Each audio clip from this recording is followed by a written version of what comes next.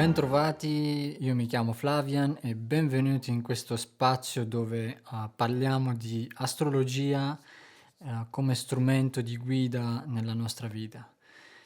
In questo video vi parlerò degli eventi astrologici del mese di maggio 2023 per l'ascendente Leone in particolare, ma come dico sempre, se volete avere un'idea più olistica nell'insieme di quello che le stelle vi riservano, vi consiglio di ascoltare il segno zodiacale del vostro ascendente, quello del Sole e della Luna. Ok, ma l'ascendente resta sempre quello più importante. Per il Leone, ascendente, Sole e Luna in Leone, il mese di maggio è un mese ricco di eventi.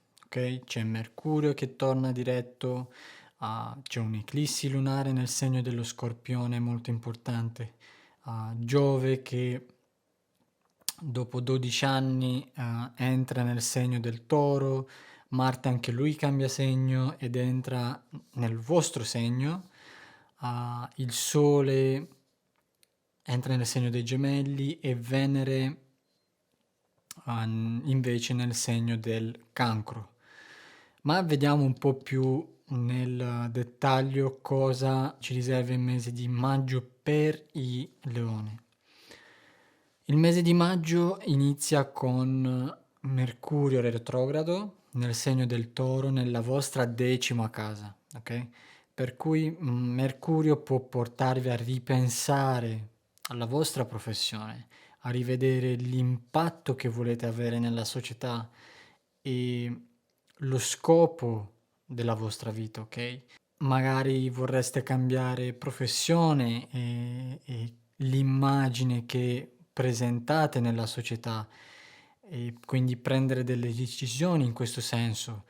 Vi potreste chiedere se siete nella giusta azienda oppure svolgete la giusta mansione, fate il giusto lavoro per voi, oppure qualcosa in famiglia, magari rivedere il modo di essere come genitore, perché crea un aspetto con la quarta casa della famiglia. Mercurio è anche il governatore della vostra seconda e 11ª casa, per cui tutto ciò che ha a che fare con i soldi, quindi magari siete obbligati a rivedere tutto ciò che ha a che fare con i soldi, semplicemente magari dovete rivedere qualcosa o qualche progetto perché magari ha a che fare con i soldi, magari non sono abbastanza, oppure semplicemente perché quel progetto non rientra più o non fa più parte dei vostri sogni, dei vostri obiettivi a lungo termine. Magari ci sono anche dei blocchi, dei ritardi con documenti, contratti o soldi, come ho detto, che richiedono la vostra attenzione. Magari c'è bisogno di una revisione e di uno sforzo mentale in più, ok? Ma a partire dal 15 maggio, quando Mercurio riprende il suo moto diretto, piano piano le cose iniziano a tornare alla normalità, ad andare nella direzione giusta, le idee anche iniziano ad essere più chiare, magari se volete restare o no, fare lo stesso lavoro e in ogni caso vi dà il via libera per agire, ok? Dico piano piano perché Mercurio sarà comunque ancora invisibile nell'ombra e per circa 2 settimane e che richiederà un po' di pazienza in più, ma come ho detto le cose si risolveranno con il tempo. Ne ho parlato di Mercurio perché l'obiettivo di Mercurio qui questa volta è quello di preparare il terreno, se vogliamo, per quando Giove entrerà sempre nel segno del Toro qualche giorno dopo, per cui è importante agire questo mese, in questo senso, ok?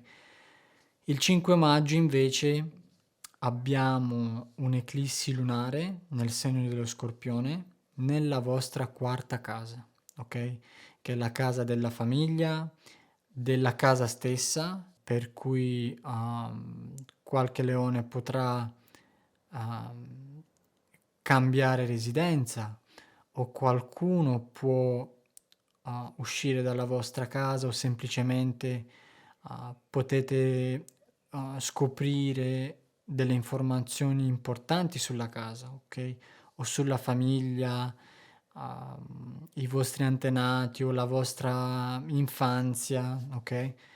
E visto che il nodo sud della Luna è coinvolto in queste eclissi, molti saranno chiamati ad abbandonare una sorta di bagaglio emotivo riguardante la vostra famiglia oppure la vostra infanzia, magari c'è qualche trauma, qualcosa che continuate a portare con voi e che vi impattano invece negativamente, ok? Magari qualcuno realizza che c'è qualcosa o qualcuno un po' tossico nella famiglia, ok? Scorpione. E finalmente decidete di prenderne le distanze, ok? Oppure può essere un posto, un luogo dove avete vissuto abbastanza e con Urano nel mezzo può succedere di colpo, ok? All'improvviso, potete prendere la decisione così. Oppure magari potete scoprire che qualcuno, tutti nella famiglia hanno fatto XY, oppure tutti finiscono per divorziare, oppure hanno il diabete o un qualcosa in comune e voi decidete di rompere questo andamento, di rompere questo legame con loro. Ed essendo un'eclissi, tenete presente che questo porta con sé un elemento di crisi, ok? Specialmente a livello emozionale. Ma ecco, tutto può variare anche in base ai pianeti che avete sull'asse Toro-Scorpione, oppure nei segni fissi, intorno al 15° grado. Generalmente bisognerebbe vedere il tema di ognuno, ma per qualcuno ci può essere anche la prospettiva di comprare una casa oppure qualcosa legato alla vostra professione. Ci può essere qualche novità lì perché fa un aspetto con la vostra 10ª casa. Ma in ogni caso questo è un evento karmico e tutto quello che può succedere in realtà è per metterti su una nuova strada, perché è come se il passato non ha più ragione di esistere nella vostra vita, ok? Tenete presente che generalmente si possono sentire gli effetti anche un mese prima dell'eclissi, quindi intorno agli inizi di aprile, ma anche può durare anche fino a 18 mesi per completare il ciclo. Il 7 maggio Venere entra nella vostra 12ª casa, nel segno del Cancro, e qui le questioni amorose diventano un po' più private, ok? Magari può portare a una storia d'amore segreta o almeno ci sono dei sentimenti e desideri d'amore che sono espressi privatamente. Un altro grande evento, forse il più grande evento di questo mese, è quello di Giove che entra nel segno del Toro, che è nella vostra 10ª casa e vi resterà per un anno intero. Questo è un transito molto importante per la vostra professione, per la vostra immagine che proiettate nella società.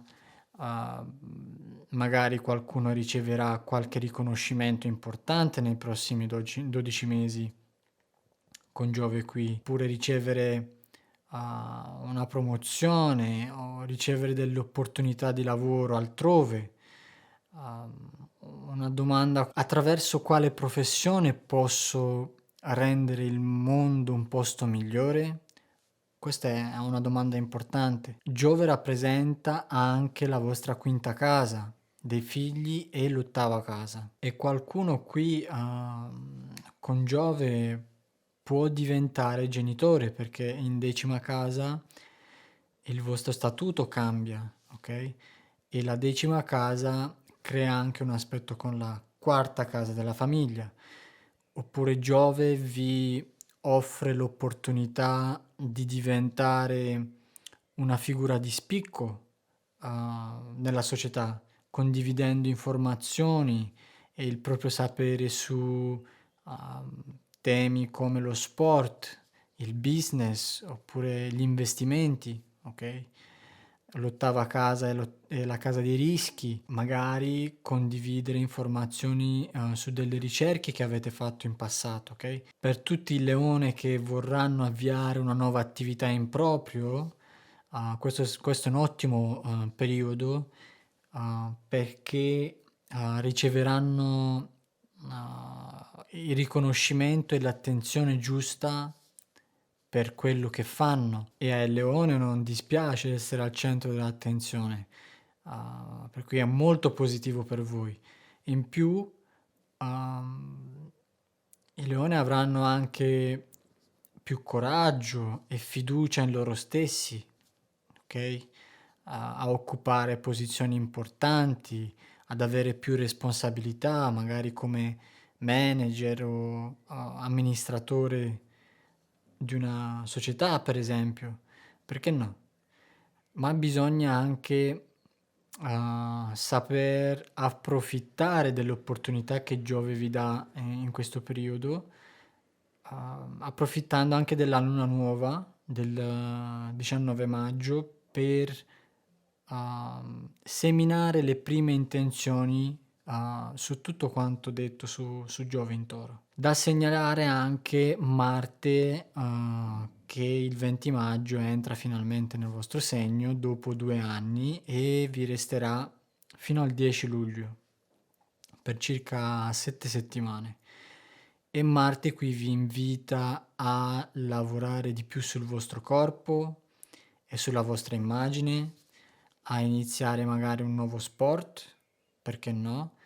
A andare in palestra, o cominciate ad avere più energia e a essere più motivati a raggiungere qualche obiettivo importante, ok? Attenzione solo a non fare il passo troppo lungo, a fare troppe cose insieme, specialmente nell'ultima parte del mese di maggio, dove ci può essere qualche tensione di più, magari anche con il proprio partner. Ecco, questo è tutto per gli amici del leone. Spero vi sia piaciuto il video e che vi sia stato utile. Iscrivetevi al canale, mettete un bel like e attivate la campanella per restare sempre aggiornati, perché ogni mese pubblico nuovi video dove analizzo le energie del periodo. E scrivetemi qua sotto se avete delle domande in particolare oppure dei feedback, ne sarò contento di leggerli, e anche perché mi aiuta a migliorare i contenuti. Questo è tutto, vi ringrazio e ci vediamo alla prossima.